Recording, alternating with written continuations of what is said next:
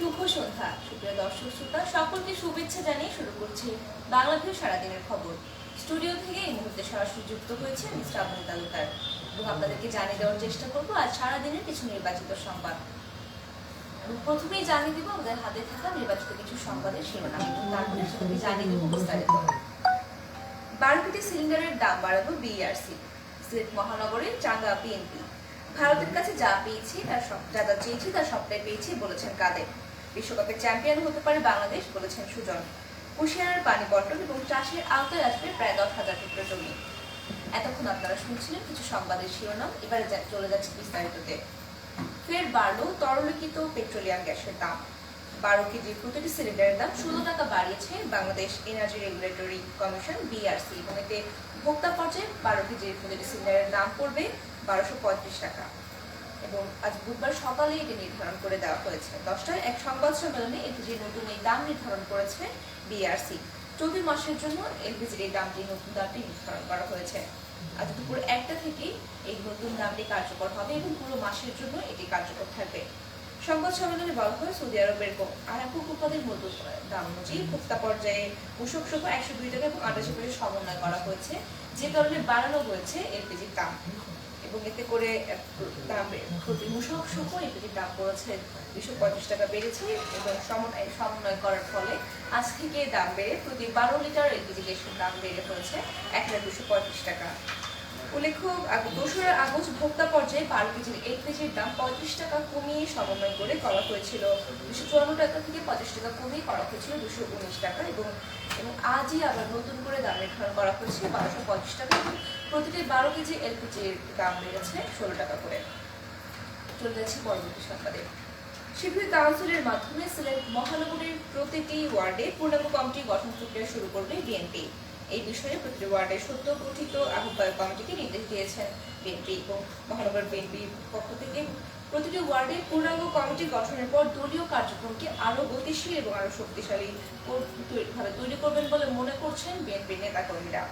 সর্বশেষ মহানগর বিএনপির 13 নং ওয়ার্ড কমিটি ঘোষণা করা হয়েছে এবং ঘোষণা করেছেন মহানগর বিএনপির আহ্বায়ক আব্দুল কাইয়ুম জালালী পঙ্খী এবং সদস্য সচিব মির্জা সিদ্দিকী। এর মধ্য দিয়ে মহানগর বিএনপির 27টি ওয়ার্ড কমিটি পূর্ণাঙ্গ কমিটি ঘোষণা করা হলো। পাশাপাশি শীঘ্রই কাউন্সিলের মাধ্যমে প্রতিটি ওয়ার্ডের পূর্ণাঙ্গ কমিটি গঠনের জন্য বিভিন্ন নির্দেশনাও দিয়েছেন মহানগর বিএনপির নেতৃবৃন্দ।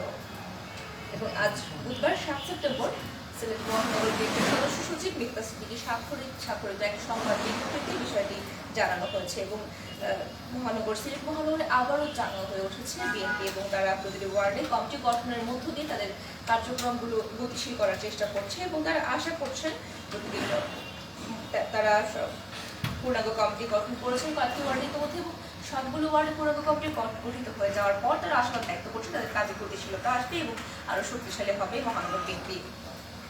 চলে যাচ্ছি পরবর্তী সংবাদে। বর্তমানে সংকট মোকাবেলা এবং জনগণকে বাঁচাতে ভারতের কাছে প্রধানমন্ত্রী শেখ হাসিনা যা যা চেয়েছেন সবই দিয়েছে ভারত, এমনটাই মন্তব্য করেছেন ওবায়দুল কাদের। বাংলাদেশ আওয়ামী লীগের সাধারণ সম্পাদক এবং সড়ক পরিবহন ও যোগাযোগ শিল্পমন্ত্রী ওবায়দুল কাদের এমনটি উল্লেখ করে বলেছেন। আজ বুধবার সচিবালয়ে গণমাধ্যম কেন্দ্র বাংলাদেশ সেক্রেটারি রিপোর্টার্স ফোরাম আয়োজিত এক সংবাদ সংলাপে অংশ নিয়ে সাংবাদিকদের প্রশ্নের জবাবে এইসব কথা বলেন ওবায়দুল কাদের এবং তিনি বলেন তিস্তা হয়নি, কুশিয়ারা হয়েছে এবং আরো যে 7টি চুক্তি স্বাক্ষরিত হয়েছে ভবিষ্যতে আরো হবে এবং খালি হাতে ফিরে আসেননি প্রধানমন্ত্রী শেখ হাসিনা। তারা জনগণকে বাঁচাতে দেন এবং বর্তমান সংকট মোকাবেলায় যা যা দরকার সবকিছু শেখ হাসিনা ভারতের সঙ্গে চুক্তি করে এসেছেন বলে উল্লেখ করেছেন তিনি এবং তিনি বিএনপির সমালোচনা করে বলেছেন যে বিরোধী দল বিএনপি যখন ক্ষমতায় ছিল তারা গিয়েছে যখন ভারত সফরে তারা তেমন কোনো চুক্তি স্বাক্ষর করতে পারেনি বা তেমন কোনো সুরাহা করতে পারেনি, তবে প্রধানমন্ত্রী শেখ হাসিনা অমীমাংসিত অনেক বিষয়ে মীমাংসা করে এসেছেন এবং 7টি চুক্তি স্বাক্ষর করে এসেছেন তিনি। চলেছে পরবর্তী সংবাদে। টি-20তে লম্বা সময় ধরে ব্যর্থতার বৃত্তে ঘুরপাক খাচ্ছে বাংলাদেশ। আধুনিক টি-20 ক্রিকেটের সঙ্গে যেন কোনোভাবেই মানিয়ে নিতে পারছে না টাইগাররা। সম্প্রতি এশিয়া কাপে ব্যর্থ হয়ে মিশর সামনে রেখেছে ফিরে এসেছে দেশে পাকিস্তানের দল এবং টাইগারদের পরবর্তী অ্যাসাইনমেন্ট নিউজিল্যান্ডের মাটিতে ত্রিদেশীয় সিরিজ এবং এই টুর্নামেন্টকে মূলত বিশ্বকাপ টি-20 প্রস্তুতি হিসেবেই মনে করছেন তারা এবং অস্ট্রেলিয়ার বিশ্বকাপে নজর রাখছেন খালেদ মাহমুদ সুজন এবং বাংলাদেশ টিমের ডিরেক্টরের মতে বিশ্বকাপে চ্যাম্পিয়ন হওয়ার যোগ্যতা রাখে বাংলাদেশ। তিনি বলেন তাদের মূল লক্ষ্য টি-20-তে ভালো করা এবং এই ফরম্যাটটাই বাংলাদেশের ক্রিকেটারদের মধ্যে তিনি ভালোভাবে ঢুকে দিতে চান এবং এটা নিয়ে তারা ভালোভাবে প্রস্তুতি নিচ্ছেন এবং তিনি আশাবাদ ব্যক্ত করে বলেছেন বাংলাদেশ একদিন বিশ্বকাপ জয় করবেই। তিনি খুবই পজিটিভ থাকার চেষ্টা করেন, এটা উল্লেখ করে তিনি আরো বলেছেন চ্যাম্পিয়ন বাংলাদেশ একদিন হবেই, যদিও সেই রাস্তাটা মোটেও সহজ নয়, হয়তো বা 6 মাস সময় লাগতে পারে অথবা 1 বছর সময় লাগতে পারে, তবে চ্যাম্পিয়ন বাংলাদেশ হবে। এখন আপনাদেরকে জানিয়ে দিব, আপনারা এতক্ষণ শুনছিলেন বাংলাদেশ সারাদিনের খবর এবং আমাদের হাতে যে সর্বশেষ সংবাদ রয়েছে সেটি আপনারা এখন জানিয়ে দেওয়ার চেষ্টা করব। বাংলাদেশ ভারতের মধ্যকার কুশিয়ারা নদীর পানি বন্টন চুক্তির ফলে আশারও দেখছেন সিলেটের 3 উপজেলার মানুষ এবং এতে অন্তত 10,000 হেক্টর জমি চাষের আওতায় আসার সম্ভাবনা তৈরি হয়েছে জানিয়েছেন কৃষি সম্প্রসারণ অধিদপ্তরের সংশ্লিষ্ট কর্মকর্তারা। আমরা এখন অবস্থান করছি সিলেট প্রিয় নিউজ রুমে এবং আমাদের সহকর্মী জনাব রেজাউল হক ডালিমের কাছ থেকে জানার চেষ্টা করব বিস্তারিত। জনাব রেজাউল হক ডালিম, আপনি যেমনটি শুনছিলেন বাংলাদেশের ভারতের মধ্যকার কুশিয়ারা নদীর পানি বন্টন নিয়ে আপনাদের কাছে যে সর্বশেষ যে তথ্য এবং বিস্তারিত যে তথ্যটি রয়েছে সেটা আপনার কাছ থেকে জানতে চাইব। ধন্যবাদ সহকর্মী শ্রাবণী তালুকদার। আপনি যেটি বলছিলেন আমাদের বাংলা বিবেক দর্শকদের উদ্দেশ্যে একটি ঐতিহাসিক চুক্তি করেছে গতকাল আমরা জানতে পেরেছি বাংলাদেশ এবং ভারতের মধ্যে আমাদের সিলেটের বহমান কুশিয়ারা নদীর পানি বন্টন চুক্তি, যে চুক্তির আওতায় আপনার 153 কিউসিক পানি প্রত্যাহারের চুক্তিটি হয়েছে। এর ফলে যে উপকার পাবে সিলেটের বৃহত্তর সিলেট অঞ্চলের মানুষ, যে হচ্ছে সিলেট জেলার জহিগঞ্জ, কানাইঘাট, টেনিবাজার এবং গোলাপগঞ্জ উপজেলার বিস্তীর্ণ জমিগুলো পানির অভাবে বা সেচের অভাবে দীর্ঘদিন ধরে অনাবাদী অবস্থায় পড়ে আছে। কিন্তু এই চুক্তির ফলে এই চুক্তি যখন বাস্তবায়ন হবে তখন এই পানির সংকট আর হবে না এবং সংশ্লিষ্টরা মনে করছেন ওই বিস্তীর্ণ এলাকার 10,600 হেক্টর জমি চাষাবাদের আওতায় চলে আসবে এবং এটা এই আগামী শুষ্ক মৌসুম থেকে বা শুকনো মৌসুম থেকেই হবে। কৃষি সম্প্রসারণ অধিদপ্তর যেটা জানিয়েছে আমাদেরকে, কুশিয়ারার উৎসমুখের নদীটির নাব্যতা কমে যাওয়ায় কয়েক যুগ ধরে রহিমপুর খাল শুকনো মৌসুমে পানি শূন্য হয়ে পড়েছে। এর ফলে 10,000 হেক্টরের বেশি জমিতে রবিশস্য এবং বিস্তীর্ণ অঞ্চলে গরু ধানের চাষাবাদ কোনোভাবেই সম্ভব হচ্ছে না।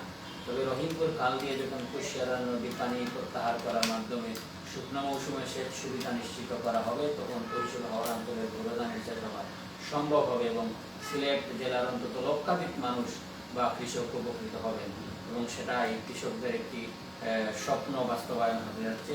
এর জন্য সংশ্লিষ্টরা প্রধানমন্ত্রী শেখ হাসিনা এবং রাষ্ট্রপ্রধানকে ধন্যবাদ জানিয়েছেন এবং ভারতকেও এই বিষয়ে ধন্যবাদ জানিয়েছেন। এই ছিল আমাদের কাছে এই বিষয়ে সর্বশেষ।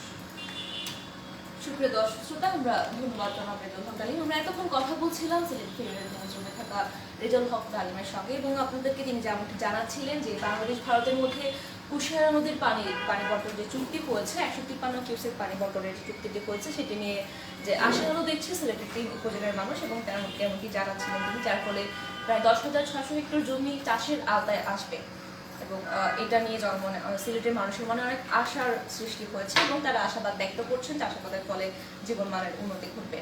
সুপ্রিয় দর্শক শ্রোতা, আপনারা এতক্ষণ শুনছিলেন বাংলাদেশ সারাদিনের খবর এবং আপনাদেরকে আমরা জানিয়ে দেওয়ার চেষ্টা করছিলাম আজ সারাদিনের কিছু নির্বাচিত সংবাদ। এতক্ষণ সঙ্গে থাকার জন্য সকলকে অসংখ্য ধন্যবাদ। আগামীকালে আমরা আপনাদের সঙ্গে যুক্ত হব সরাসরি সারাদিনের কিছু সংবাদ নিয়ে এবং সেই পর্যন্ত সবাই ভালো থাকুন, সুস্থ থাকুন এবং বাংলা ভেবে সঙ্গে থাকুন।